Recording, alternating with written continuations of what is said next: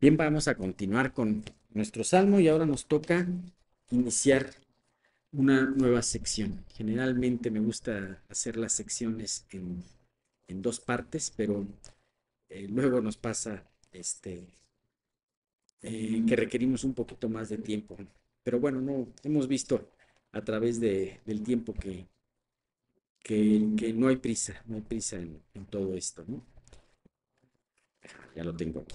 Bien, pues vamos a comenzar con una oración de darle gracias a Dios por este estudio. Dios, te damos muchas gracias porque podemos reunirnos en este tiempo para compartir como iglesia, para poder alabarte, para poder escuchar tu palabra, Señor, aprender de ella. Y sabemos, Padre, que todo esto es verdaderamente posible a través de ti, a través de la intervención de tu Santo Espíritu, Señor. Tanto, Señor, en Miguel como nosotros, como en mí, para poder hablar estas palabras que pues la iglesia necesita escuchar y que nosotros también necesitamos para podernos alentar. Señor, porque al mismo tiempo también nosotros aprendemos de esto. Gracias, Señor. No somos verdaderamente capaces de hacerlo por nosotros mismos, pero con tu Santo Espíritu lo podemos hacer. Te queremos pedir que del día de hoy tú hables a nuestro corazón, tú mantengas, Señor, eh, nuestro pensamiento, nuestra concentración correctamente. Guárdanos, Señor, de todo pensamiento errante que pueda distraernos, de todo afán que podamos tener. Ya permite que lo dejemos afuera. Y también, Dios, a las personas que están por llegar, tráelas pronto, Señor. Te queremos pedir que tú sigas trayendo el crecimiento de esta iglesia, pero sobre todo, Padre, que podamos ir creciendo mayormente en tu conocimiento y en la salvación de todos los miembros de esta iglesia. Te queremos pedir que tú hagas todo este trabajo, guía la parte de Miguel como también la parte de mía, la primera, la segunda parte. Y Dios, pues, que sea de bendición estas enseñanzas que continuamos viendo. Por Cristo Jesús. Amén. Bien, pues vamos a continuar con la octava sección de este salmo.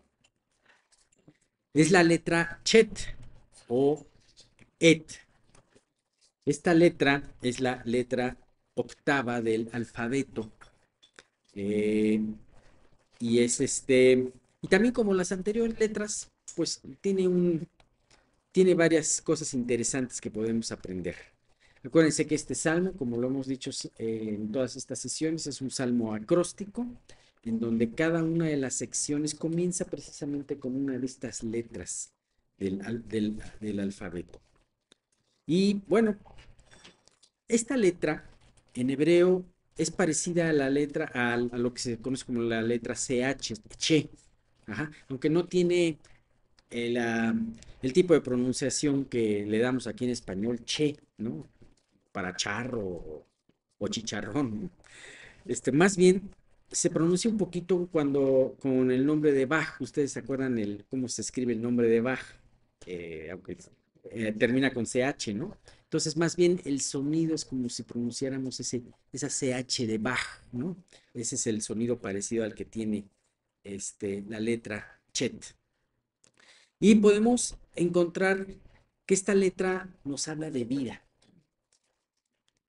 también nos habla de cercanía, nos habla también de nuevos comienzos. Y podemos ver en este salmo, en esta parte, en esta sección, que vamos a ver algunos tintes de todo esto, algunos tintes de vida, algunos tintes de cercanía. Algo que me llamó la atención, lo que pude yo es estudiar, es que nos habla más acerca de querer estar cerca, cerca, ¿no? ¿Cerca de quién? Cerca de Dios.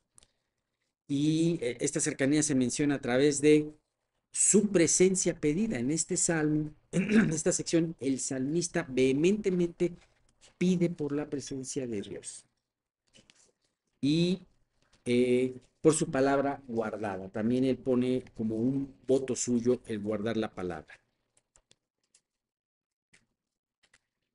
Me llama mucho la atención también este aspecto de esta palabra que dice como los nuevos comienzos. Los nuevos comienzos puede ser como, no necesariamente es como si te fuera terriblemente mal con algo y de repente dijeras, ok, vamos a tener un nuevo comienzo, ¿no? Que, que te hayan llamado mucho, hayan llamado la atención en tu casa, en el trabajo, en donde sea, y quieres tener un nuevo comienzo con esto, ¿no? Sino también nos habla eh, de esas correcciones que podemos tener debemos de tener en nuestra vida a través de meditar en la palabra. Ciertamente este es algo muy importante que vamos a ver dentro de esta sección. Y cuando tenemos una prueba, muchas veces más bien siempre somos llamados a revisar cómo estamos caminando delante de Dios. De nada serviría tener las mayores pruebas y las mejores liberaciones por parte de Dios si esto no nos lleva en nuestra vida a considerar nuestros pasos y a poder hacer un cambio. De esa manera, pues me llama mucho la atención el nuevo comienzo en esa relación con Dios. De hecho, cada prueba tiene como propósito que tu relación con Dios alcance esos nuevos matices de profundidad que debe de tener. Desde el inicio, ¿cómo, cómo venimos a Cristo nosotros? Aunque no los que cuando lo conocemos, pues a través de una prueba que trae muchas veces un quebranto. De la misma manera, cómo vamos creciendo en la vida, en nuestra vida, a través de una prueba que nos lleve a, a vernos a nosotros mismos como somos, pero también ver el poder y la gloria de Dios y cómo trata en nuestras vidas y cómo nos saca adelante de la misma, ¿no? Bien, vamos a ver esta sección también de 8. Todas las secciones que estamos viendo son de 8. Vamos a ver los primeros 4 versículos en este día. Estamos viendo, para si quieren ponerlos en sus Biblias, es el Salmo 119, vamos a ver del versículo 57 al 60, la mitad de esta sección. Fíjense cómo comienza. Comienza de una manera muy, muy hermosa. Dice, mi porción es Jehová. He dicho que guardaré tus palabras. Tu presencia supliqué de todo corazón. Ten misericordia de mí según tu palabra. Consideré mis caminos y volví mis pies a tus testimonios. Me apresuré y no me retardé en guardar tus mandamientos. Fíjense que una de las dificultades de estar preparando este salmo y muchas veces de meditar este salmo es que no te habla de una historia en sí, no te habla, no tiene un hilo conductor muy fácil de seguir. Te maneja conceptos, un poquito como los proverbios, ¿no? ¿Se acuerdan cuando veíamos proverbios que veías conceptos, verdades muy valiosas, pero que a veces es difícil entablar relación una con otra? Pero, sin embargo, yéndote un poquito más al fondo, sí te ayuda el poderlo meditar y ver que muchas de estas cosas sí tienen relación unas con otras, ¿no? Fíjate, hablamos de los nuevos comienzos y eh, ¿cómo podemos realmente tener un nuevo comienzo con Dios después de una prueba? ¿Y a qué me refiero con este nuevo comienzo? Una nueva forma o una forma distinta o más profunda de relacionarte con Dios a través de una prueba, después de una prueba. ¿Cómo podemos ver las cosas diferente o de una manera renovada? Y la respuesta es aquí ajustando nuestros tesoros en nuestra vida. ¿Se acordarán de eso que dijo Jesús? Porque donde está tu tesoro, ahí está tu corazón. Y déjame decirte que es imposible que no vivamos con tesoros. Todos los que estamos aquí tenemos algún tesoro. Hay un tesoro en nuestras vidas. Y muchas veces estamos más o menos conscientes de ese tesoro. Si tu tesoro es Cristo, felicidades. Es una gran bendición. Pero muchas veces las pruebas están precisamente hechas para enseñarte si realmente tu tesoro es Cristo o tu tesoro es tu ocupación o tu tesoro es tu tiempo libre o tu tesoro es lo que quieras tú poner. ¿Cuál es tu verdadero tesoro? Esta versión comienza con una parte muy contundente. Lo voy a leer el versículo 57, dice, mi porción es Jehová. He dicho que guardaré tus palabras. ¿Sabes? Esa porción habla, ese tesoro es como esa porción. ¿Qué es lo verdadero valioso? ¿Qué es lo que es valioso para tu vida? ¿En qué estás cimentando tus esperanzas? ¿Cuáles son tus esperanzas? A veces tenemos, fíjate que algo que nos pasa mucho en las pruebas. A veces quedamos con nuestra esperanza muy corta, porque a veces lo que deseamos con todo el corazón en nuestras pruebas es pasar la prueba. ¿Quién no quieres? Pero ¿cuántos de nosotros podemos levantar la mano y decir, no, yo más que eso, sí, sí, claro, deseo pasar la prueba, pero yo lo que más deseo es que Dios me haga crecer en la prueba? ¿Realmente lo pensamos así? ¿Realmente queremos eso? Ay, realmente decimos, ok, me duele esta prueba, pero me da mucha ilusión la estatura que Dios va a traer en mi vida después de esta prueba.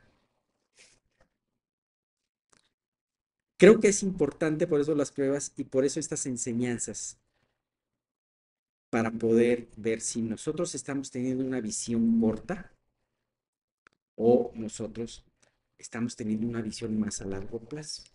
Todos de aquí, todos de alguna manera aquí estamos probados de una u otra situación. ¿Dónde estamos poniendo nuestros ojos? ¿En el día siguiente de la prueba o en la eternidad con todo el resultado que va a traer nuestra prueba? ¿Sabes? Imagínate, vamos a ponerte un ejemplo. ¿Te acuerdas tú de aquella pasaje que está en el libro de Isaías, de la enfermedad de Ezequías, del rey Ezequías? Si tú te acuerdas de ese rey Ezequías, que fue uno de los mejores reyes de Judá después de David. De hecho, yo lo considero que fue el segundo mejor rey de los descendientes de David, solamente después de Josías, yo lo considero así. Un día Ezequías se enfermó. ¿Qué pasaría si alguien te llega con una noticia y te dice, sabes que pronto vas a morir? Como le dijeron a Ezequías, arregla tu vida, arregla tu casa porque pronto morirás. Seguramente vendría una revolución dentro de tu vida. Pasaría tu vida a lo mejor como una película, muchas cosas, esto le daría a lo mejor una voz más alta a tu conciencia y decir, te dije que estés arreglando esto, esto y esto. Una angustia también, porque a lo mejor el tiempo que quedara porque si te dicen, oye, ¿qué crees? Había un chiste que decía, te tengo dos noticias, una mala y otra peor. La mala es que te queda un día de vida. La peor es que se me olvidó decírtelo ayer. Entonces, imagínate que te encuentres con los dedos en la puerta, pero de repente te digan, oye, ¿sabes qué? Perdón, es que confundimos el análisis. El análisis era de otro paciente, de otro enfermo, ¿no? Entonces, no, la verdad es que estás bien de salud y te quedan todavía muchos días de vida, ¿no? Como también a Ezequías le dijo después, Dios, que iba a vivir, él se arrepintió y él iba a vivir 12, 15 días, 15 años después más, ¿no? Entonces, la pregunta de esto es, a ver, después de un sustito de esto, ¿seguirías viviendo de la misma manera? ¿Seguiríamos quejándonos de lo mismo? ¿Seguiríamos posponiendo ciertas decisiones para el Señor que no hemos tomado? ¿Tu tesoro seguiría siendo el mismo o revalorarías eh, tus prioridades? Hay algo muy importante que se llama tus prioridades. En pocas palabras, ¿cuál sería tu porción? Fíjate qué hermosa esta declaración. Mi porción es Jehová. Mi porción es Dios, por lo que quiero vivir, por lo que quiero trabajar, por lo que quiero invertir, es Dios. Pensando que esto lo dijo, a lo mejor lo escribió Esdras, pues qué hermoso, él se dio cuenta toda la pérdida que había tenido con el cautiverio, y por eso él decía, es que ahora que Dios nos está dando una segunda oportunidad de construir el templo, qué importante es tener en cuenta que mi verdadera porción, mi verdadera tesoro, mi verdadera heredad es Dios. Si David lo escribió, qué hermoso, porque David tenía pues todo un reino. Sin embargo, él consideraba que su porción era Dios. Podemos tener de esto, eh, teniendo en cuenta que esto pareciera como si fuera esta hermosa declaración, pareciera que el salmista se estuviese viendo a sí mismo como si fuera un levita. ¿Y por qué un levita?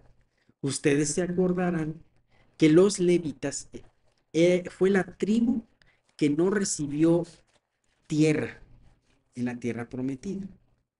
Todas las demás 11 tribus iban a recibir su porción de tierra, pero los levitas no, que fue algo muy injusto. No, porque ellos recibieron la mejor porción. Les decía Dios, ustedes no van a recibir tierra, yo voy a ser su heredad. La situación de aquí fue algo muy hermosa.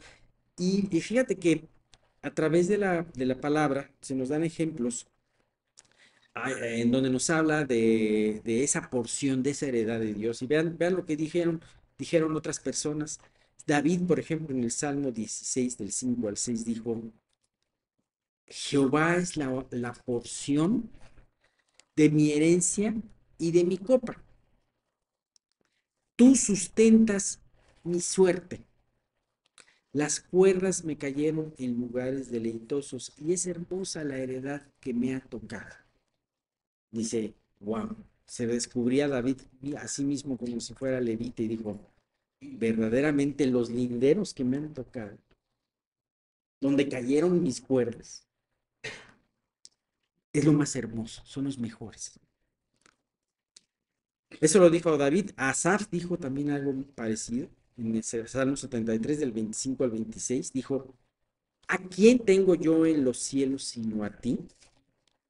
Y fuera de ti nada deseo en la tierra. Mi carne y mi corazón desfallecen como en cualquier prueba, todos podemos tener lo mismo. Más la roca de mi corazón y mi porción es Dios para siempre. Fíjate, él había llegado a una conclusión después de que Dios le enseñó que la roca de su corazón y su porción es Dios para siempre. Una porción que va a durar para siempre. Jeremías, muchos años después, también lo declaró en Lamentaciones 3:24 y dijo, mi porción es Jehová, dijo mi alma. Por tanto, en él esperaré. Y vaya que Jeremías no tenía a su alrededor un panorama alentador, sino que dijo, sin embargo, mi porción es Jehová, en él esperaré.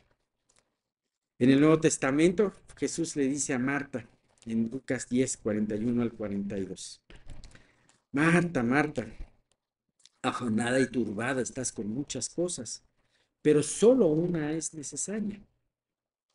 Y María ha escogido la buena parte, la cual no le será quitada.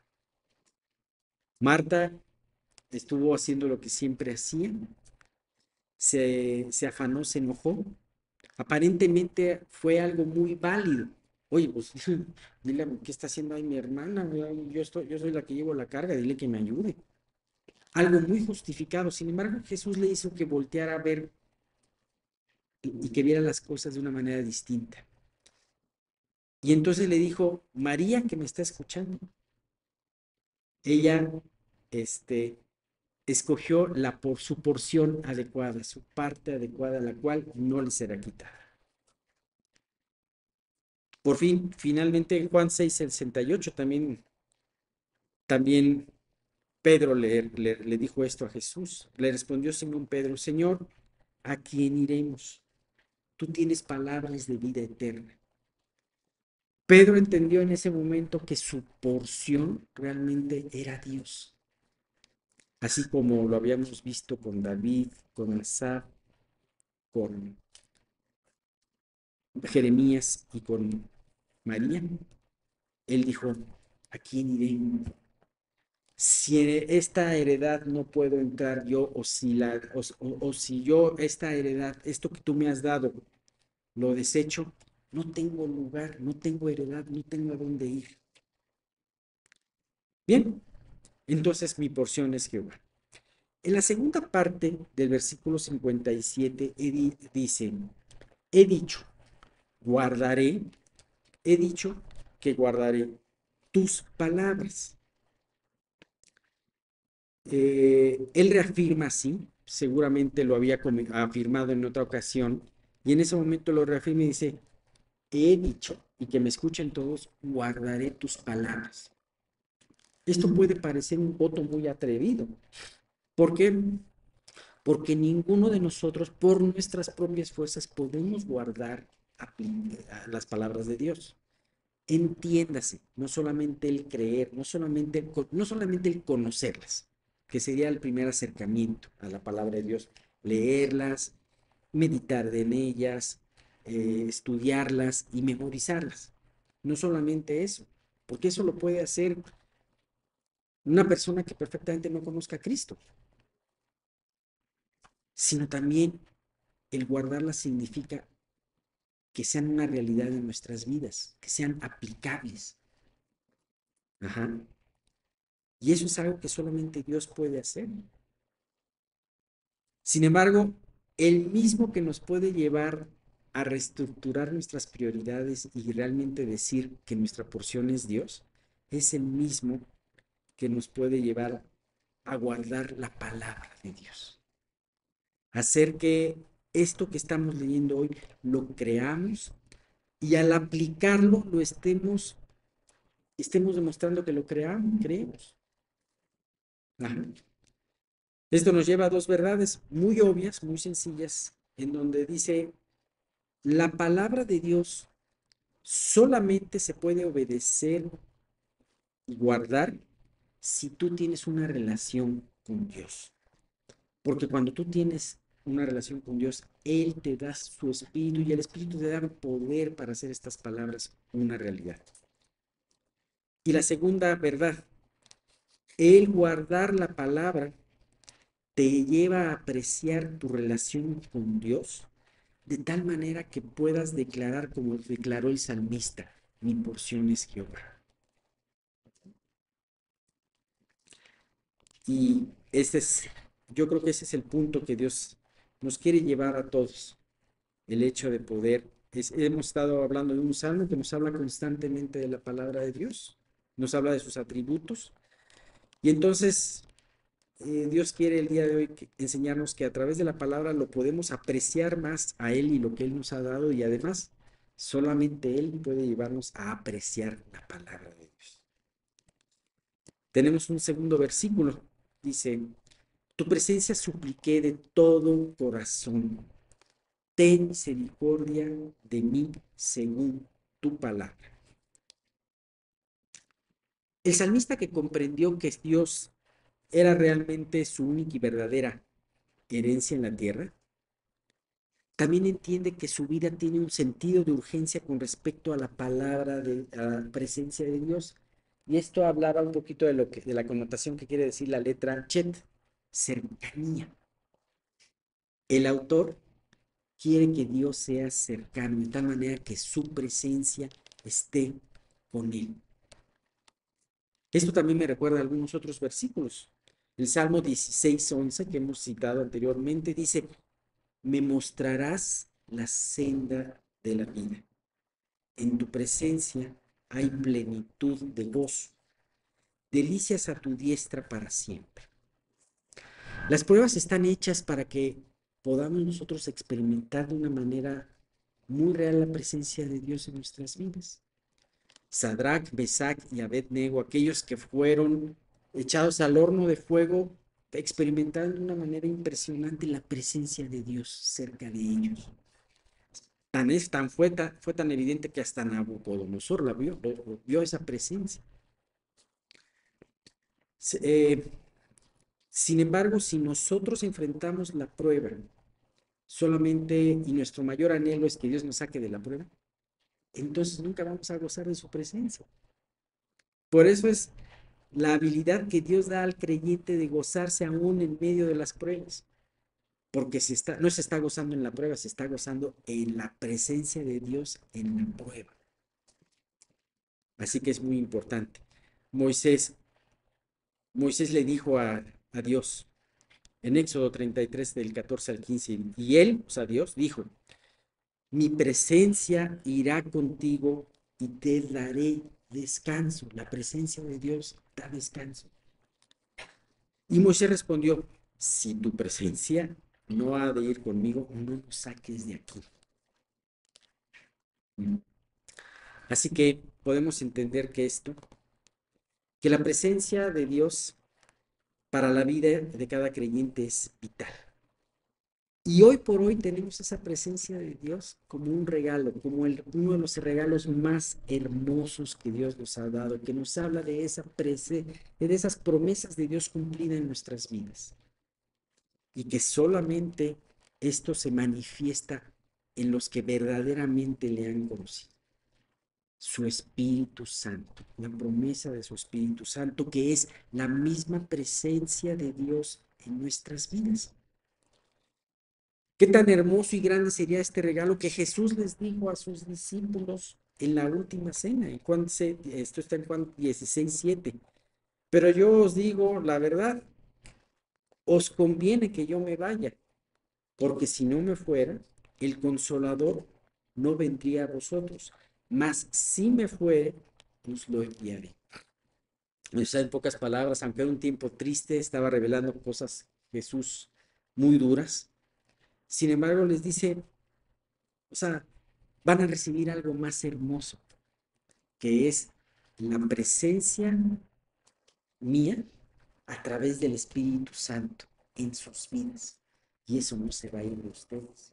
Por eso Jesús les pudo decir, aquí yo estoy con vosotros todos los días hasta el fin del mundo, porque el Espíritu es el que iba a ser una realidad eso. Jesús, el salmista le dice, tu presencia supliqué de tu corazón. Y la segunda parte, que ahí nos vamos a quedar en la segunda parte de esto, ten misericordia de mí según tu palabra.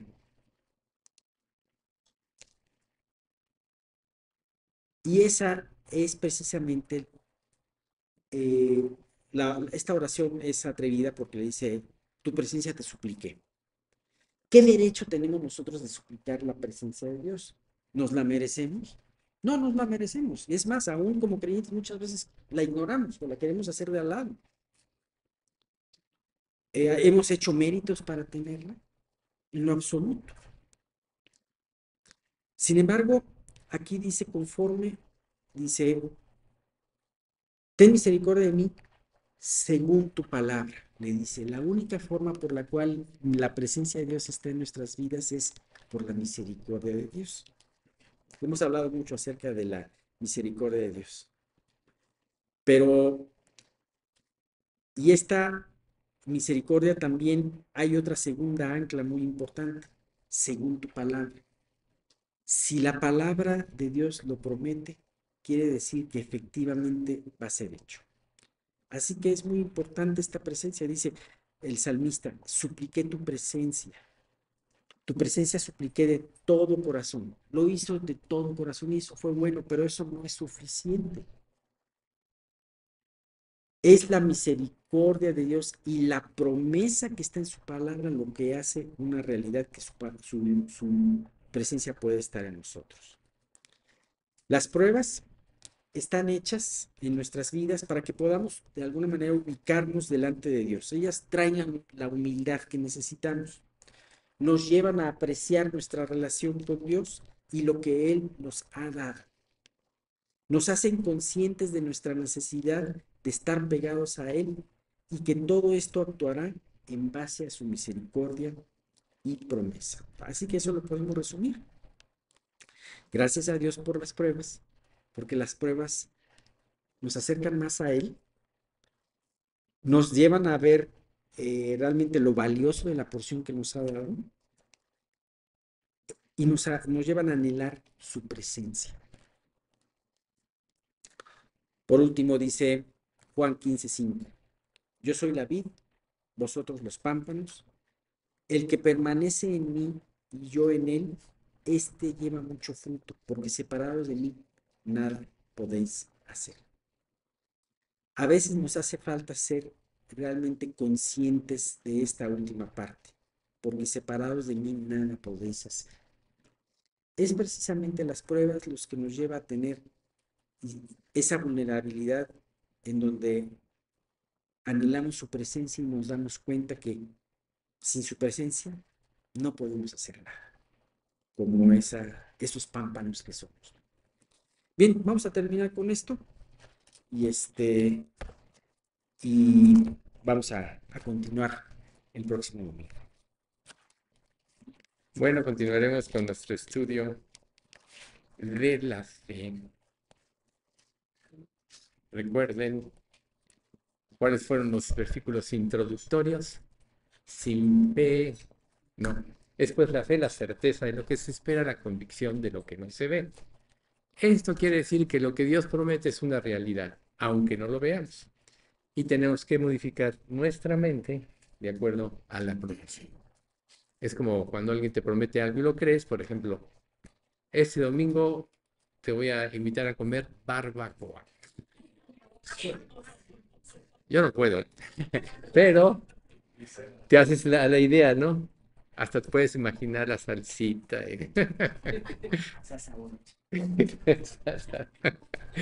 Pero es un ejemplo válido. El versículo de 11:6 de Hebreos dice, sin fe es imposible agradar a Dios, porque es necesario que el que se acerca a Dios quiera que le hay o que Él existe y que es galardonador o recompensa a los que le buscan. ¿Sí? O sea, Dios se goza en que le creamos lo que Él promete y nuestra mente a lo largo de la vida está llena de decepciones por las personas con las que tratamos, pues nunca responden como pensamos deberían responder o no nos consideran como pensamos deberían de considerarnos. Pero Dios no es así. Dios realmente es un Dios de amor y aunque muchos les cueste trabajo creerlo, hay promesas como que a los que aman a Dios todas las cosas les ayudan a bien. ¿Por qué? Porque Dios quiere el beneficio de su creación. Entonces, una vez que nosotros ya establecemos esta relación con Dios, entonces viene la parte del servicio. La gratitud por lo que Él ha hecho, lo que Él hizo en la cruz por nosotros, es algo que nos debe de llevar a corresponder. Un amor sin correspondencia no es un amor verdadero. Muchas personas se enamoraron de otras personas que amaron a un tercero y vivieron decepcionadas toda su vida, precisamente por eso. Pero cuando hay correspondencia, entonces se da precisamente todos los efectos positivos del amor. ¿Qué más con Dios? Que nos mostró su amor al darnos a su Hijo en la cruz para poder reconciliarnos con Él. Ese es el acto más grande de amor. Y si nosotros lo comprendiéramos, realmente viviríamos para Dios, viviríamos para servirle. Como dice 2 Corintios 5, 14, 15, que hemos mencionado múltiples veces, el amor de Cristo nos constriñe o nos impulsa a que si uno murió por todos, luego todos murieron, para que los que viven ya no vivan para sí, sino para aquel que murió y resucitó por ellos. Ahí está. ¿Alguna vez has pensado profundamente en este pasaje? Para que los que vivan ya no vivan para sí. Si nosotros vemos nuestra vida a la luz del tiempo que vamos a existir, si bien nos va a 100 años, ahora ya se ha aumentado un poco la longevidad, pues un día va a terminar y va a ser decepcionante. Vas a morir. Pero cuando Dios promete la eternidad y una eternidad en su presencia, gozando de su amor, de su cuidado, de su provisión, sin ningún estorbo, porque el pecado ya va a haber sido eliminado, entonces tú te puedes gozar en eso. Entonces, eso es tener la mentalidad del reino, la mentalidad del reino de los cielos. Si tú tienes la mentalidad de este mundo, vas a acabar decepcionado porque todo lo que este mundo te promete es una mentira, es una vanidad ilusoria. Te promete algo, lo ves, lo puedes disfrutar, pero llegas ahí y no existe. Por eso dice la palabra que los que siguen vanidades ilusorias, su misericordia abandona. Por tanto, es importante meditar en las verdades de la palabra hasta que nuestra mente se transforme, se acople a lo que Dios promete. Y vamos a experimentar luchas, sí, claro que sí, como se mencionaba hoy en el Salmo. Por cierto, felicidades a todas las mamás. Eh, como vamos a ver, ¿no? Entonces vamos a la consecuencia de hacer una realidad lo que Dios promete, de pensar que el reino es una realidad y que nuestra vida aquí, en este mundo, es temporal y que vamos a luchar contra el pecado, contra las circunstancias. Por eso Jesús dice, en el mundo tendréis aflicción, pero luego dice, confiad, yo he vencido al mundo. Y todos los que confiamos verdaderamente, como dice en Romanos 8, somos más que vencedores por medio de aquel que nos amó. Por eso es que en la victoria es donde empieza el servicio, ¿sí? Cuando David confiesa su pecado en el Salmo 51, que le dice, crea en mí, oh Dios, un corazón nuevo crea en mi corazón recto y respira, no, nuevo, no, se me fue el... Corazón nuevo y renuevo el espíritu. Exacto.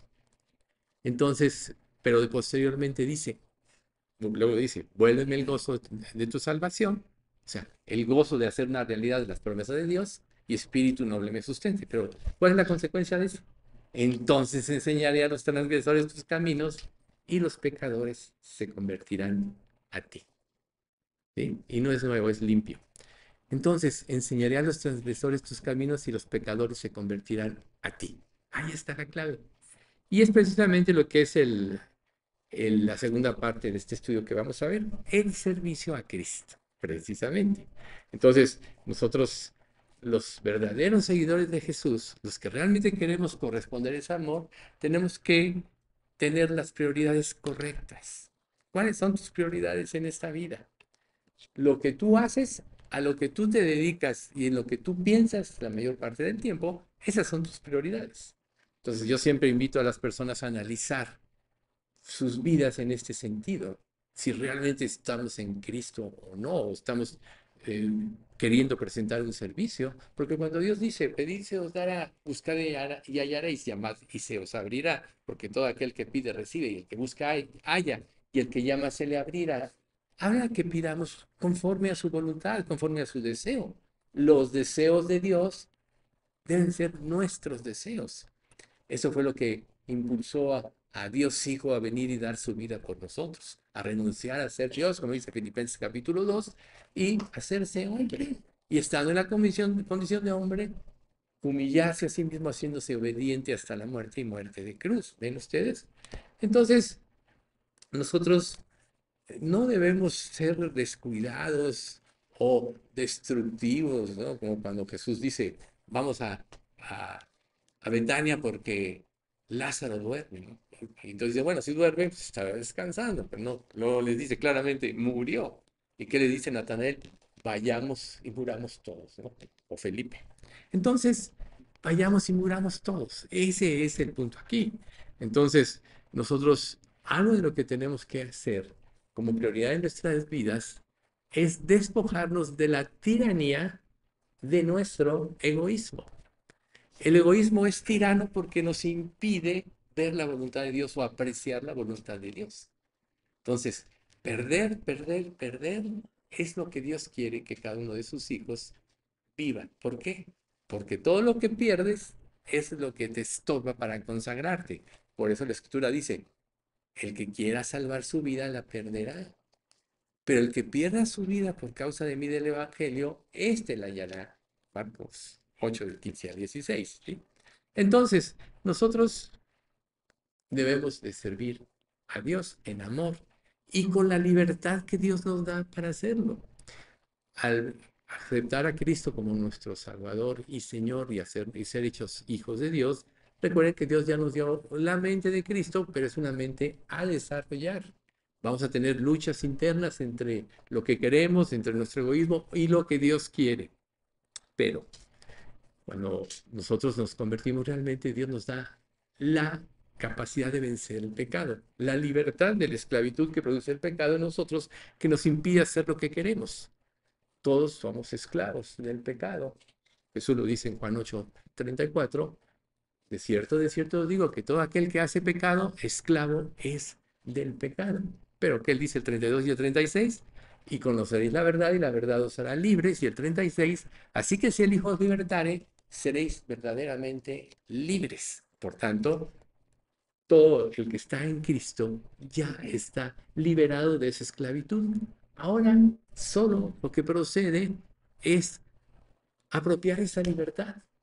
Dios nos da la fuerza, por eso nos dio el Espíritu Santo. Sin el Espíritu Santo acabaríamos fracasados, pero con el Espíritu Santo, Él nos da la fuerza para obedecer, el entendimiento para entender la palabra de Dios. Él transmite a Dios las cosas de acuerdo a la voluntad de Dios, no como nosotros la pensamos. Recuerden, el Espíritu mismo nos ayuda en nuestra debilidad, pues que hemos de pedir como conviene, no lo sabemos, pero el Espíritu mismo intercede por nosotros ante Dios con gemidos indecibles, ¿no? Entonces, si nosotros queremos conservar nuestra forma de vida, la perderemos. Pero si nosotros la perdemos, entonces perderemos el sentido de nuestra vida. El versículo 36 de Marcos 8, el primero ya lo dijimos, porque ¿qué aprovechará el hombre si ganare todo el mundo y perdiere su alma?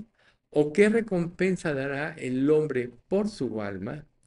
Y aquí viene la clave, el sentido de lo que estamos tratando de expresar hoy, porque el que se avergonzare de mí, de mis palabras en esta generación adúltera y pecadora, el Hijo del Hombre se avergonzará delante de él cuando venga en la gloria de su Padre con los santos ángeles. Cuando nosotros algo nos convence o tenemos orgullo de algo, sin ninguna restricción y con toda libertad, lo recomendamos. Por ejemplo, uno de los éxitos en las ventas es que el producto que vengas te convenza, que vendes te convenza a ti, o el servicio que prestas te convenza a ti. O sea, todos somos vendedores, o prestas servicios o haces otras cosas. Pero si tú no estás convencido, tú mismo no vas a convencer a nadie. Hablar con convicción de las cosas que de Dios representa estar totalmente convencidos de su amor, de su provisión y de todo lo que Él ha provisto para sus hijos, para su iglesia aquí en este mundo. Entonces, si nosotros vivimos para complacernos a nosotros mismos, como decíamos hace un momento, vamos a caer en vanidades ilusorias. Ahora, ¿quién no se quiere complacer a sí mismos? Todos naturalmente lo hacemos o lo queremos o lo pretendemos hacer. Pero cuando empiezas a aquilatar en un sentido el peso de la obra que Jesús hizo en la cruz, entonces eso empieza a tomar más fuerza en ti. Cuando Dios es mayor que tú en ti, por eso Dios pide la muerte, entonces a quien quieres complacerlo es a Él. Entonces, ¿a quién quieres complacer realmente? ¿Sí? Si Dios toma el control de nuestra vida estará llena de alegría y gozo. Una de las cosas que perdemos cuando hay pecado, cuando hay duda o cualquier tipo de prueba donde no ponemos los ojos en Dios, es que pierdes el gozo. Por eso en el mismo Salmo 51 David decía, vuélveme el gozo de tu salvación, porque el gozo es uno de los impulsores a hablar de Cristo. Nehemías 8:10, ¿no? El gozo de Jehová es nuestra fuerza. Es nuestra fuerza. Entonces, para poder tener esa comunión genuina que produzca el gozo, que nos impulse a vivir para Él, tenemos que llevar una relación limpia con Él, transparente y abierta. Entonces, vamos a ver un ejemplo. Vamos a ver el primer ejemplo, el de la mujer samaritana. Este está en Juan 4, del 25 al 30, y dice así. Recordemos una cosa importante, digo, no quise poner todo porque es muy largo, pero recuerden que Jesús está solo, los discípulos van a buscar comida, y llega esta mujer y dice, dame de beber, ¿sí? Y entonces dice, sí, Señor, no tienes con qué sacarla, la voy a sacar. Y Jesús le dice, el que tomara de esta agua volverá a tener sed, pero el que tomara del agua que yo le daré no tendrá sed jamás, sino que el agua que yo le daré será en él una fuente de agua que salte para vida eterna. Entonces ella, dentro de esta conversación, le dijo, sé que ha de venir el Mesías llamado el Cristo. Cuando Él venga, nos declarará todas las cosas. Jesús le dijo, yo soy el que habla contigo. En esto vinieron sus discípulos y se maravillaron de que hablaba con una mujer. Sin embargo, ninguno dijo, ¿qué preguntas o qué hablas con ella? Entonces la mujer dejó su cántaro y fue a la ciudad y dijo a los hombres, venid, ven. Un hombre me ha dicho todo cuanto he hecho. ¿No será este el Cristo? Entonces salieron de la ciudad y vinieron. ¿Se fijan? Esa mujer vivía en pecado. Jesús le dice, ve, llama a tu marido. No tengo, pues sí, tienes razón. Has tenido 7 y el que actualmente está contigo no es tu marido. Pero entonces, él, de acuerdo al diálogo y a esa, forma en ella una esperanza que ella cree. Dame agua, dame esta agua viva. No será el Mesías, yo soy el que habla contigo, yo soy. Es una palabra muy importante. En el huerto del Edén, Jesús dijo, yo soy, y todos cayeron, todos los que querían apresarlo, se hicieron para atrás y cayeron. Porque para Israel claramente yo soy es el nombre de Dios. Y aunque los samaritanos eran una mezcla de gentiles y judíos, y bueno, e israelitas, pues tenían clara la que era la palabra de Dios. Pero lo importante es que ella se convenció e inmediatamente fue a convencer a los demás. Imagínense ustedes, ¿por qué iba ella a sacar agua a la hora que no iba toda la gente? Porque todo el mundo la señalaba, porque era una pecadora. Las mujeres así las hacían a un lado. Acuérdense de María Magdalena, ¿no? Que va con Jesús. Entonces ella buscaba un tiempo donde no pudiera relacionarse con la gente, pero el diálogo con Jesús cambió su vida, cambió su perspectiva de la vida. Inmediatamente ella fue a hablarle a todos aquellos que las menospreciaban y que su convicción, su fe, que se había generado, los convenció a ellos de menos de ir a ver. Por eso dicen, bueno, dice, eh, aquí lo importante es qué hizo Jesús, ¿no? Y entonces seguimos con la historia del 39 al 42 de Juan 4. Y entonces dice, y muchos de los samaritanos de aquella ciudad creyeron en él por la palabra de la mujer, fíjense. Su convicción, su fe, hizo que creyeran, ¿sí? Que daba testimonio diciendo, me dijo todo lo que he hecho. Entonces vinieron los samaritanos a él y le rogaron que se quedase con ellos. Y se quedó con ellos 2 días. ¿Qué pasaría en esos 2 días? Imagínense ustedes. Dios hablando con ellos.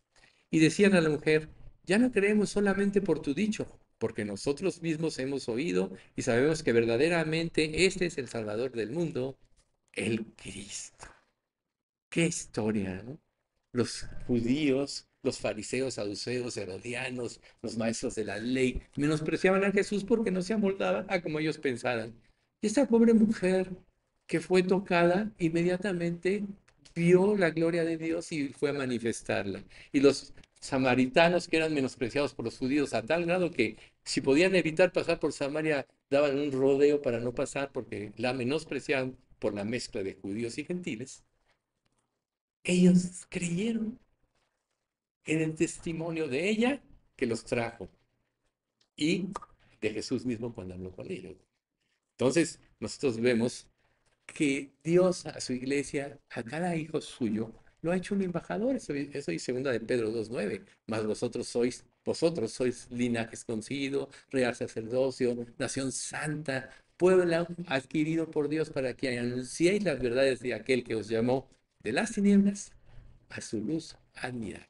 El propósito de la iglesia es que anunciemos las virtudes de aquel que nos llamó. Esto hizo la samaritana. ¿Y saben qué? Su fe, su corazón fue tocado y su fe convenció a las personas. Entonces a veces tú dices, Dios no me ha abierto puertos, yo no hablo, o hablo y no me hacen caso, o etcétera. Entonces tú debes de ponerte a pensar, ¿qué tan férreas son las convicciones que hay en mí que no transmito a Cristo? Sabemos nosotros claramente que ninguno de nosotros puede convencer a otro de estas cosas. Nadie puede. El que convence es el Espíritu Santo, que Dios nos da en el momento de la conversión. Y Él nos usa a nosotros.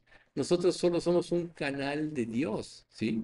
Pero cuando nosotros estamos con esa convicción, Dios no tiene que hablar, porque cada uno habla de lo que está convencido.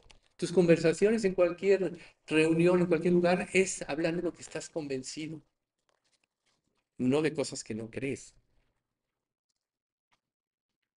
Entonces, Dios nos ha encomendado a nosotros, sus hijos, esta tarea como iglesia de dar a conocer el nombre de Dios a este mundo. Primero, pues, las personas con las que nos relacionamos, pero también para esto están las personas que salen, como los misioneros, a confesar su nombre, ¿sí? Porque nadie puede lograr nada si no tiene una fe en acción. O sea, la fe te lleva a modificar tu pensamiento y te lleva a modificar tu conducta, tus fuerzas y todo a lo que Dios revela. Pues es una fe en acción. Una fe muerta, como dice Santiago, tú tienes fe, yo tengo obras, muéstrame tu fe sin obras y yo te mostraré por mis obras mi fe. Una fe muerta puede ser muy bonita, no, yo tengo mucha fe, pero no tiene sustancia, no tiene una base firme. ¿Cuál es nuestra base? La palabra de Dios, la revelación de Dios. Jesús es la palabra. Si tú no vives en la palabra, no puedes tener una relación profunda con Jesús. Entonces, para nosotros, al escuchar estas verdades, debemos de fortalecernos en fe precisamente y poner manos a la obra, no como un pesar. Cuando algo te causa pesar, ya no es, ya no es, ya no se da la relación que se debe tener. Tiene que haber una correspondencia. Así es el matrimonio. Si en el matrimonio no hay correspondencia, aunque las personas estén casadas, el matrimonio está muerto.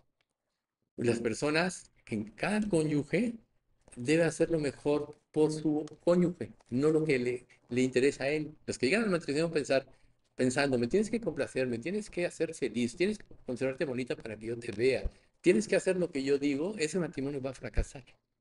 El verdadero matrimonio implica un servicio, así como Cristo amó y dio. Si tú realmente amas, vas a dar. Si tú no amas, vas a demandar. Entonces imagínense nosotros en nuestra relación con Dios. Estás con Dios y le empiezas a demandar cosas, pero estás dispuesto a dar nada. Esa es una fe muerta. ¿Cómo vas a hacer? Cuando Dios te dice, ir por todo el mundo y predicar el Evangelio a toda criatura. Ahí está el llamamiento, ¿sí? Entonces, nosotros sí vamos a enfrentar muchas dificultades en esto, menosprecios y muchas cosas, pero a la larga, tus convicciones van a dejar una huella. O sea, todo lo que tú transmitas con convicción de la palabra, esto es, que tú vivas, van a dejar una huella. Y tú no sabes qué puede suceder a lo largo de aún de años con personas a las cuales tú les testificas. La palabra de Dios, recuerden, no regresa vacía, Isaías 55, sino que hará lo que yo quiero y será prosperada en aquello para que le envíe. Nada de lo que tú le digas a otra persona de Cristo, aunque no te haga caso, etcétera, si tú solo dices con verdad, creyéndolo y con convicción, se va a quedar ahí. Una vez yo hablé con una persona y le di un folletito de los que usábamos antes, de esos rositas. Me dice, este folleto como el que usted me está ofreciendo ahorita, me lo dio una persona hace años y me dijo, Cristo cambió mi vida y puede cambiar la suya. Y le dio el folleto. Eso fue lo único que me dijo esta persona. Pero se lo dijo con autoridad, se lo dijo con convicción y se quedó grabado aún que habían pasado años. Entonces, nosotros tenemos que empezar a vivir por fe y llenarnos de valor. ¿Quién nos da el valor para hablar de Cristo? Dios mismo. ¿Quién nos da la sabiduría para hablar con otros? Dios mismo. Cuando os trajeran ante a las sinagogas y ante los magistrados y las autoridades, no os preocupéis por qué habréis de responder o qué habréis de decir, porque el Espíritu Santo os enseñará en la misma hora lo que debáis decir. Ahí está. Es Dios el que va a hablar a través de ti, pero para que el Espíritu Santo tenga libertad de usarte como un instrumento, tienes que vaciarte de ti mismo. ¿Sí? Tienes que anhelar, complacer a Dios, glorificarle. Tienes que corresponder a su amor. ¿Sí? Entonces Dios ha decidido llevar la obra por medio de sus hijos. Y Él proveerá todos los recursos para que se realice la obra. Cuando Jesús tenía su ministerio, Él lo trabajaba. Él era sostenido por todos los que iban creyendo en Él. Y gran parte de ese sostenimiento era de las mujeres. María, la mujer de esposa de Cleofas, la otra que era intendente de Herodes, María Magdalena, todas ellas, aquella que derramó el perfume que ungió a Jesús.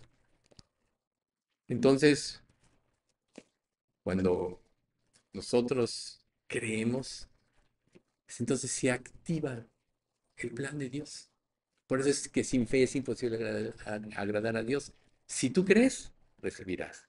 Ahora, claro que es muy bonito hablar de esto y tú puedes decir muchas cosas, pero cuando empiezan las pruebas en tu vida, te vas a dar cuenta de que eres débil, que tú no puedes, y eso te va a llevar a depender más y más de Dios. Y sobre todo, cuando tú ves, cuando Dios satisface tu necesidad y te llena de Él, entonces dejas de verte a ti mismo y empiezas a ver las necesidades de los demás.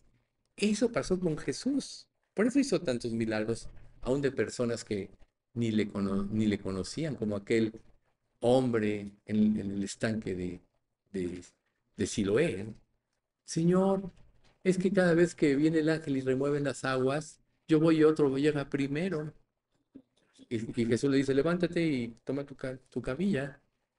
Se vio esa necesidad, no tuvo que decirle, estoy aquí, ¿no? Él solo se presentó sin siquiera saber quién era. Tan es así que le preguntaron, oye, ¿quién fue el que te dijo esto?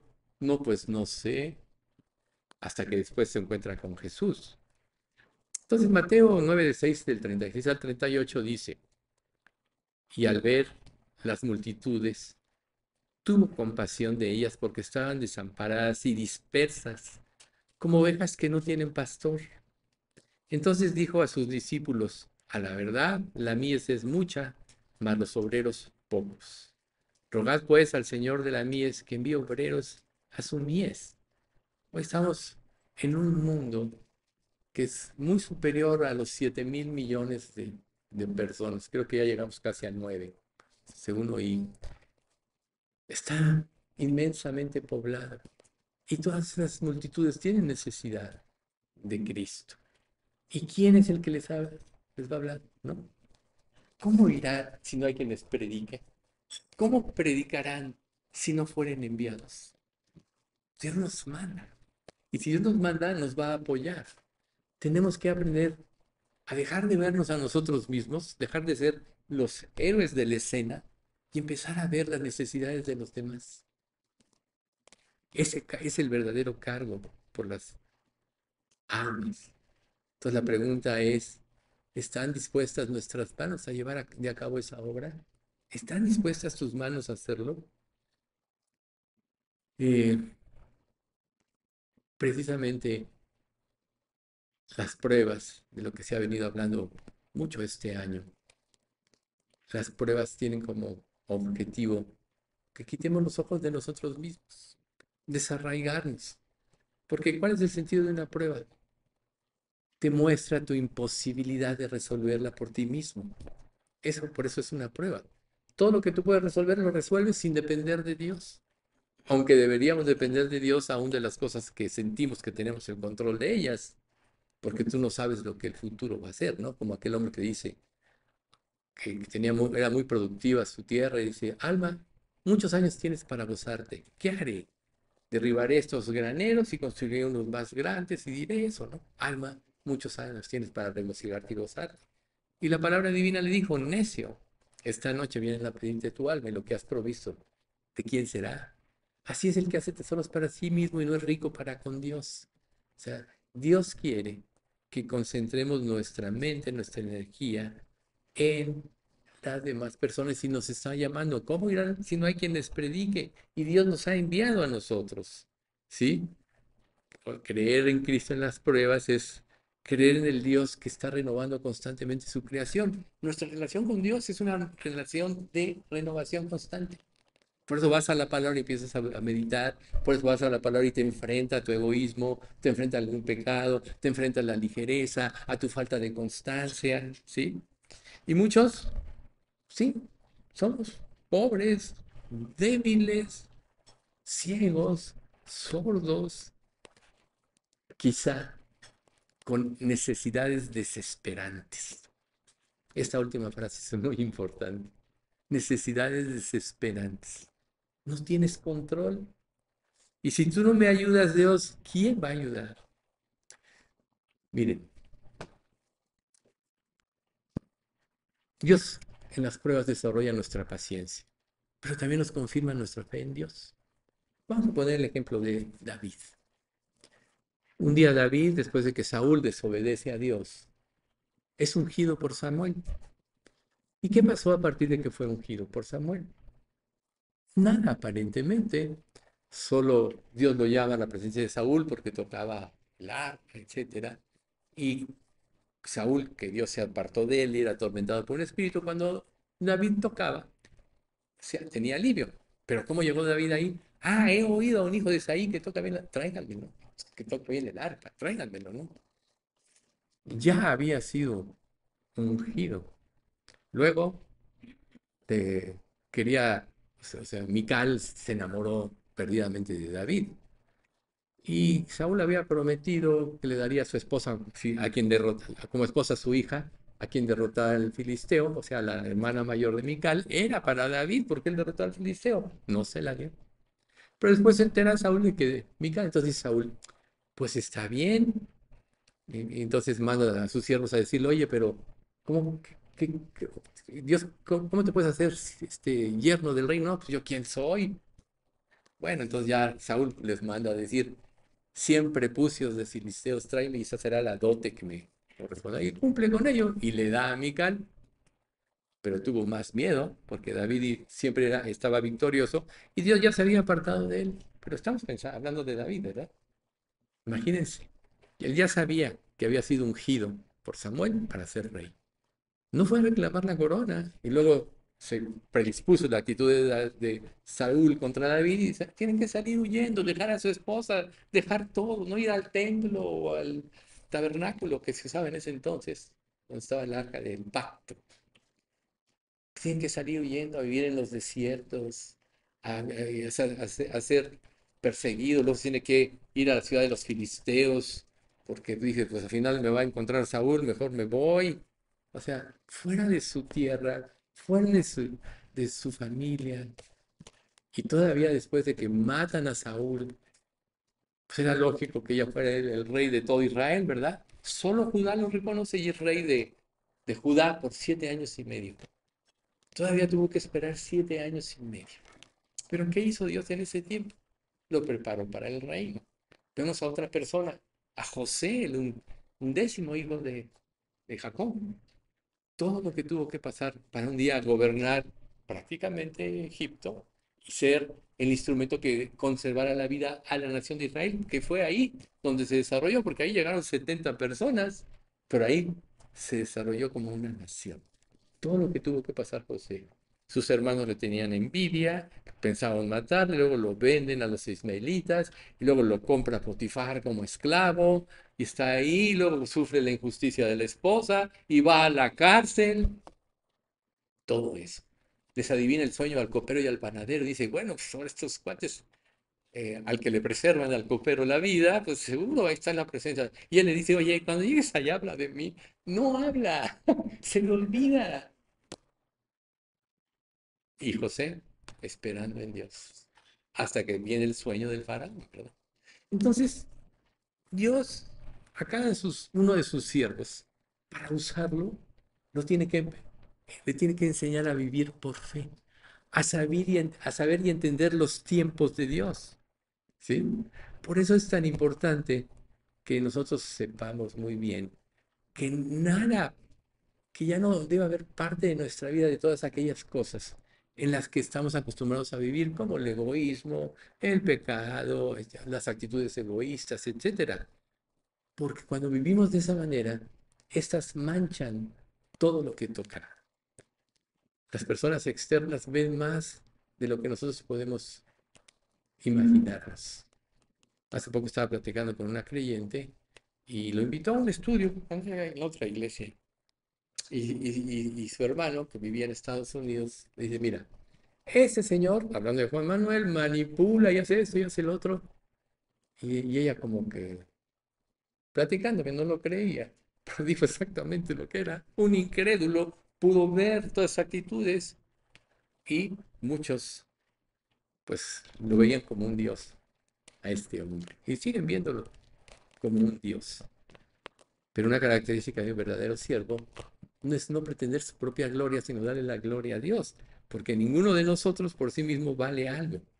Ser usado por Dios es un privilegio, pero la gloria siempre es para Dios. Entonces, todo este tipo de actitudes tienen que cambiar en nuestra vida, ¿sí? Ya vimos el ejemplo de la mujer samaritana, cómo ella tuvo fe. Nosotros aún podemos decir que es que estoy lleno de buenas acciones, según tú, pero a lo mejor tus acciones las estás haciendo para obtener una recompensa, para obtener beneficios. Ese fue el fracaso de los judíos, de los fariseos, de todos los eminentes del Sanedrín, que ya tenían estructurada su mente a ciertas formas. Es que así es como tiene que ser.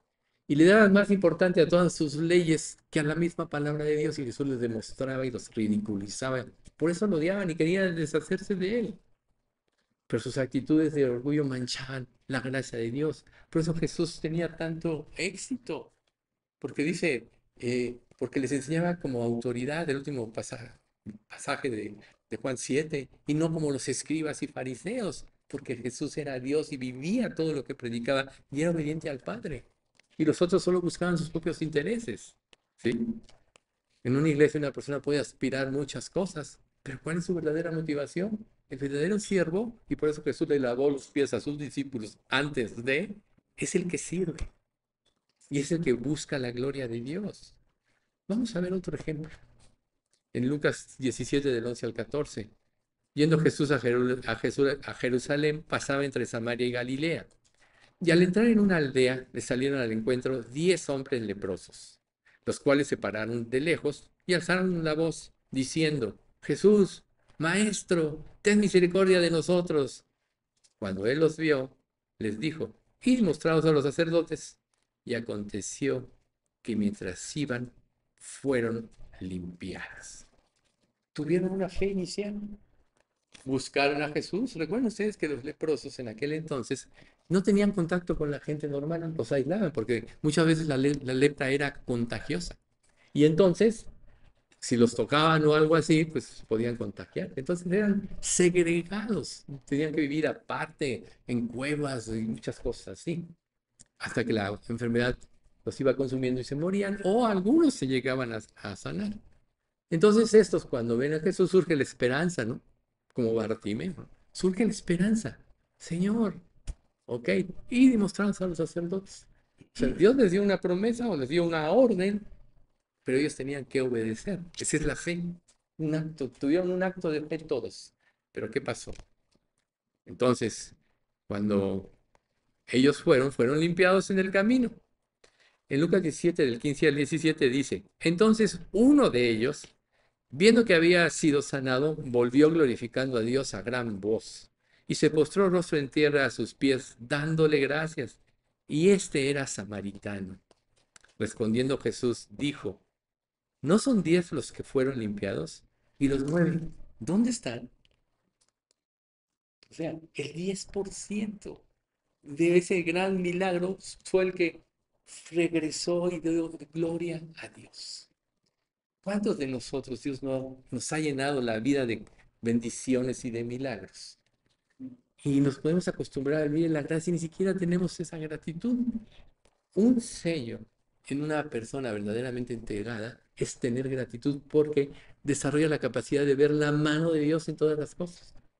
Cuando quitamos los ojos de Dios, nos turbamos, como Pedro en las aguas, nos empezamos a hundir en las circunstancias. Entonces tenemos que decir como Pedro, Señor, sálvame que me hundo. Todos hemos caído en ese tipo de cosas alguna vez. Pero lo importante ahorita es concientizar. ¿Realmente estoy teniendo gratitud a Dios? Cuando Dios nos hace sus hijos, Él nos convence, ya saben, de justicia, de pecado y de juicio. Él nos convence. Nos convertimos, Él nos da la fe para creer. Pero si vivimos inconformes en este mundo, es que nos tenemos los ojos puestos en el reino, en lo porvenir. Este mundo, aunque lo tuviéramos todos. Ahorita un ejemplo muy bueno es el de Elon Musk, ¿verdad? Se unió a Trump, ya perdió más del 40% de su fortuna, nomás por... Él yo creo que ya era tan rico, pues el más rico del mundo. Ahora ya no es el más rico del mundo, por cierto. Ya bajó al 12º lugar, o algo así, o 12º lugar, algo así vi por ahí en las noticias. O sea, su ambición, ¿a qué lo llevó? Le hubiera sido mejor seguir como estaba y seguir vendiendo sus vehículos Tesla, que los han quemado ya en muchos lugares del mundo, ya los están comprando, no sé qué tanto lío. Pero así pasa cuando nosotros no vivimos para glorificar a Dios. Cuando tú vives para glorificar a Dios, tienes muy claro lo que tú tienes que hacer. Cuando tú quieres glorificarte a ti mismo, pierdes la pista y vas a cometer muchos errores. Aquí vemos que solo uno, el samaritano, el gentil, recuerden, hablamos de la mujer samaritana, ¿verdad? Qué casualidad que aquí es otro samaritano, menospreciado por los judíos, por todos esos grandes y eminentes sacerdotes, ¿no? Como decía Pablo, yo soy instruido en la tribu de Gamaliel, la más estricta del tiempo. Pero acá acaba diciendo Pablo, pero cuantas cosas eran para mi ganancia, las he estimado como pérdida por amor a Cristo Jesús, mi Señor. ¿No? Entonces, la fe completa consiste en creer y luego agradecer y luego glorificar a Dios. Si tú no estás cumpliendo estos puntos, no tienes una verdadera fe. Dios, cuando tú no tienes gratitud, es como si como si tuvieras un espíritu ingrato. Dios te puede estar bendiciendo, te acostumbras a las bendiciones y luego piensas que son parte de tu vida. Y cuando Dios ve eso, a veces tiene que quitarnos las bendiciones para que volvamos a esa relación con Él. La verdadera riqueza es nuestra relación con Jesús, es nuestra relación con Dios. Por eso Pablo acabó diciendo en Filipenses 3, 11, 12, he aprendido a contentarme cualquiera que sea mi situación, sé vivir en abundancia, sé vivir en escasez, por todo estoy puesto y para todo. He aprendido a contentarme, porque para Dios no hay casualidades, Él nos tiene, no se goza de hacernos sufrir, nos hace el favor de tenernos en el lugar y en la posición donde realmente podemos crecer espiritualmente. Ese es el tesoro de Dios. Quiere que crezcamos en nuestra relación con Él porque Él es nuestra verdadera fuente de gozo y de satisfacción, como el Salmo 16:11 mencionado hace rato, ¿no? Me mostrarás la senda de la vida, en tu presencia hay plenitud de gozo, delicias a tu diestra para siempre. Ese es estar en la presencia de Dios, plenitud de gozo. Ese es el verdadero tesoro. Delicias a tu diestra porque sabrás que Dios lo que está haciendo en tu vida en este mundo es llevarte a un nivel más alto en forma espiritual. Si no pasa nada en tu vida, preocúpate, porque quiere decir que no, quizá no tengas una relación con Dios. No hay nadie que pueda decir yo estoy bien, yo he cumplido coherentemente. Todos pecamos, todos necesitamos de la disciplina de Dios, del trabajo de Dios en nuestra vida. Por eso es tan importante creerle a Él, porque ahí viene el gozo. Y entonces cuando estás lleno de Dios, no necesitas nada más. ¿Por qué la gente busca cosas? ¿Por qué personas como Elon Musk buscan más y más? Y este hombre le han testificado, está salido en YouTube, cuando le hablan de Cristo y todo. Más, más, más. Porque su gozo está ahí. Quizá Dios le está haciendo un favor, quitándole parte de su fortuna para que lo busque verdaderamente, ¿no? Entonces,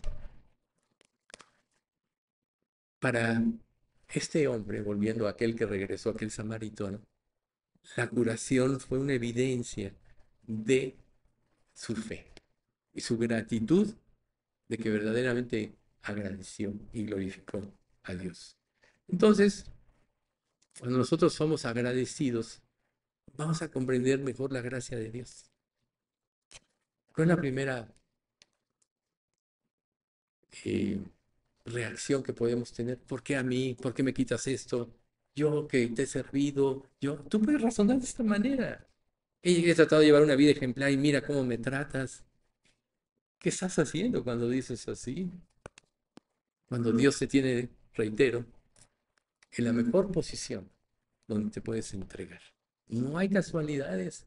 O sea, si no hay casualidades de que Dios hizo el mundo y todas las cosas que hay en él, si no hay casualidades, entonces él ya todo lo había terminado antes de ejecutar nada, ¿no? Si bien todas las cosas estaban hechas desde antes de la fundación del mundo, aún él había sacrificado ya a su hijo ahí. Y Jesús dijo, yo pongo mi vida, nadie me la quita, yo de mi voluntad la tengo, mi voluntad tengo para quitarle y para volverla a tomar. Este mandamiento recibí del Padre. O sea, fue algo planeado. Entonces tú ves que tu vida no está planeada, que tú crees que Dios no sabe. La presciencia de Dios todo lo sabe, todo lo calculó. Para Él no hay secretos, ni de las personas que van a nacer, ni de tu vida y todo lo que piensas. Más bien deberíamos de darle gracias a Dios de que nos permitió ir a Él. Y esa gratitud que nos está dando la vida eterna que debía regir nuestra vida. ¿Qué más le vas a pedir a Dios? Ya te dio una vida eterna en su presencia. Solo que como David y como José, pues tienes que esperar a que venga el reino, ¿no? Como dice 1 de Juan capítulo 3, que dice, eh, este, 3:1-2, que dice, mirad cuál amor nos ha dado el Padre para que seamos llamados hijos de Dios. Por eso el mundo no nos conoce porque no le conoció a Él. Amados, ahora somos hijos de Dios y aún no se ha manifestado lo que hemos de ser, pero sabemos que cuando Él se manifieste, seremos semejantes a Él porque le veremos tal cual Él es. Ahí debe estar nuestra esperanza. Hasta ese momento. Mientras tanto, nuestra vida debe estar enfocada en servirle a Dios. Algo muy importante es que solo en Dios vamos a encontrar la verdadera satisfacción, decía, pero hay un Salmo 36:9 que también te lo dice, porque contigo está el manantial de la vida. En tu luz veremos la luz. La palabra de Dios y la oración juegan un papel muy importante en nuestra vida, porque la palabra es la promesa y la oración es la ejecución de la promesa, es la fe. Entonces, la ausencia de leer la palabra o la ausencia de oración muestra la falta de fe. Es una evidencia de la falta de fe en nuestra vida. ¿Sí? Y, además, algo muy importante, nuestra resistencia a Dios. ¿Por qué creen que somos tan atacados para orar o para leer la Biblia? Nuestra naturaleza humana no quiere. Por eso tiene que someterse. ¿Cómo sometes tu naturaleza?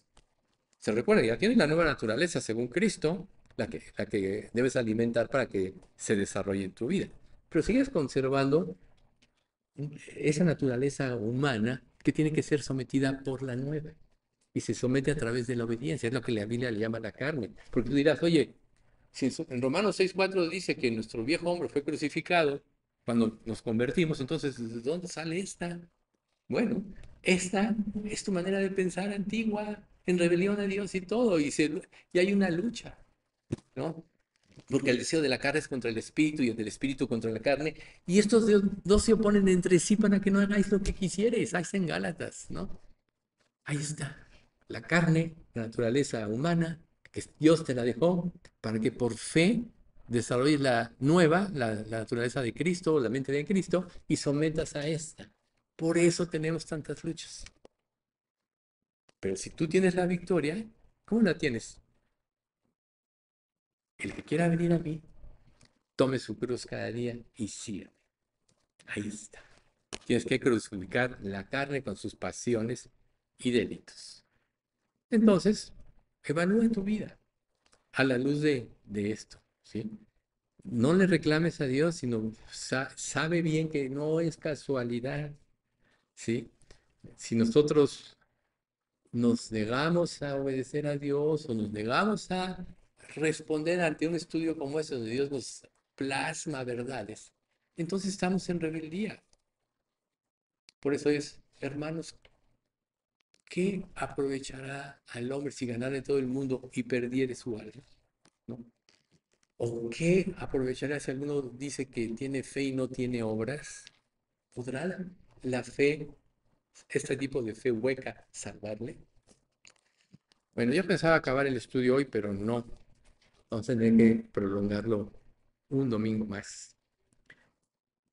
Y ya Mauricio, de este al otro, le seguirá. Vamos a dar gracias. Padre bendito, cuánto te queremos agradecer por todas estas verdades que hoy recibimos a través de la instrucción del Salmo 119 y a través de este estudio de la fe. Sabemos, Padre, que tú eres el que nos enseña, que es tu espíritu el que toca esas áreas débiles e inconstantes de nuestra vida. Y queremos pedirte que nos des la voluntad de someterlas a ti. Para eso nos diste tu Espíritu Santo. Confiamos en que Él irá poniendo nuestro ser cada día más y más en servidumbre a ti, Señor, para darte la gloria, porque tú lo mereces todo, porque de ti, por ti, para ti son todas las cosas. Guarda a nuestra iglesia, Señor, aún a los que no pudieron venir hoy, y danos, Padre, ese corazón que tú no desprecies, ese corazón contrito y humillado que tú no desprecies. Te pedimos, Padre, todo esto en nombre de Cristo Jesús. Amén.